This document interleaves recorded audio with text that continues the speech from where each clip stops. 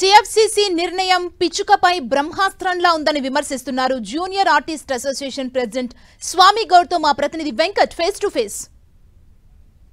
Producers మొత్తం కూడా chambers చెప్పినట్టు వినాలి కాబట్టి అది ఇప్పుడు దీని ఎఫెక్ట్ ఏ విధంగా ఉంటుంది ఏంటి అనేది కూడా ఇప్పుడు మన దగ్గర Telugu film junior artist association president అయినటువంటి స్వామి గౌడ్ గారు ఉన్నారు. సార్, ఈ 5 రోజుల ఎఫెక్ట్ ఇలా పడుతున్న సమయంలో కొంతమంది నిర్మాతలు మీకు సహకరిస్తూ సినిమాలు చేస్తున్నారు, కానీ ఇప్పుడు Telugu film chamber of commerce ఈ రకంగా ఆదేశాలు జారీ చేయడానికి మీరు ఏ విధంగా చూస్తారు?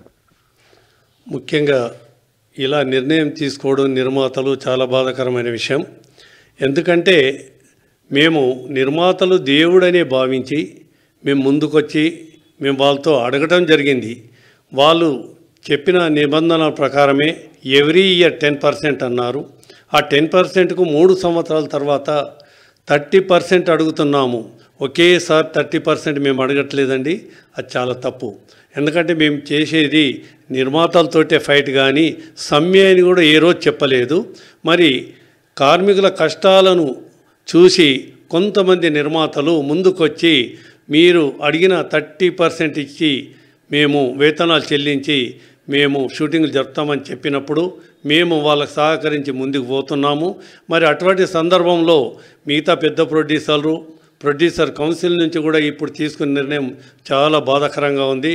సార్, మరి ఇప్పుడు మిగతా ఒక 10-15 సినిమాల దాకా నడుస్తున్నాయి 30%తో. వాళ్ళకు కూడా ఇప్పుడు ఈ ఆదేశాలు ఇవ్వడంతో వాళ్ళు కూడా షూటింగ్ ఆఫ్ చేస్తే పరిస్థితి ఏంటి? జూనియర్ ఆర్టిస్టులు కానీ మిగతా వాళ్ళ పరిస్థితి? ఇప్పటికే చాలా ఇబ్బందుల్లో ఉన్నారు జూనియర్ ఆర్టిస్టులు.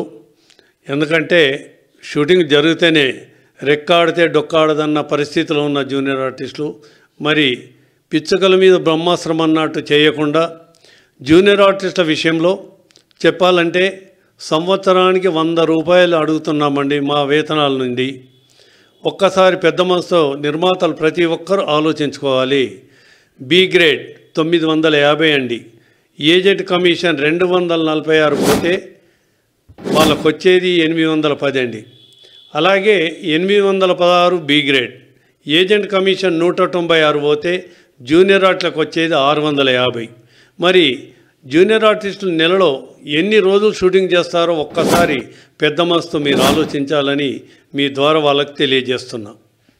సో మరి ఇప్పుడు ఈ ఆదేశాలు ఇలా జారీ చేసింది కదా, మీరేం చేయబోతున్నారు? తదుపరి ఏం చేయబోతున్నారు మీ ఫెడరేషన్ కానీ జూనియర్ ఆర్టిస్టు యూనియన్స్కి సంబంధించి? ఎందుకంటే జూనియర్ ఆర్టిస్టులు ఏ రోజు వేతనాలు వస్తే ఆ రోజే వాళ్ళకి ఉపాధి కాబట్టి ఇప్పుడు దాదాపు 5 రోజుల నుంచి వాళ్ళకి ఫుడ్ లేని పరిస్థితి ఉంది. సో ఏం చేయబోతున్నారు?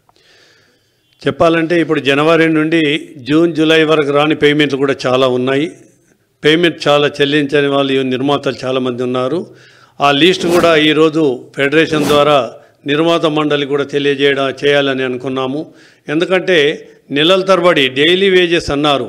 డైలీ వేజెస్ అన్న తర్వాత కూడా నిర్మాతలు ఇవ్వట్లేదని ప్రొడ్యూసర్ మధ్యన మా మధ్యన మీడియేటర్ ఏజెంట్ ఉన్నారు. ఆ ఏజెంట్లు నిర్మాత ఇవ్వలేదని చెప్తున్నారు, రోజు కాలయాపన చేస్తున్నారు. మేము నిర్మాత శ్రేయస్సు కోరి ప్రతిరోజు మా కార్మికులను డిస్టర్బెన్స్ చేయొద్దు, కార్మికుల ఉపాధి కూడా పోతుంది. నిర్మాత కొన్ని కోట్లు పెట్టి సినిమాలు తీస్తున్నారు, తప్పనిసరిగా వాళ్ళకు సహకరించాలని మేము పెద్ద మనసుతో ముందుకెళ్తున్నాము.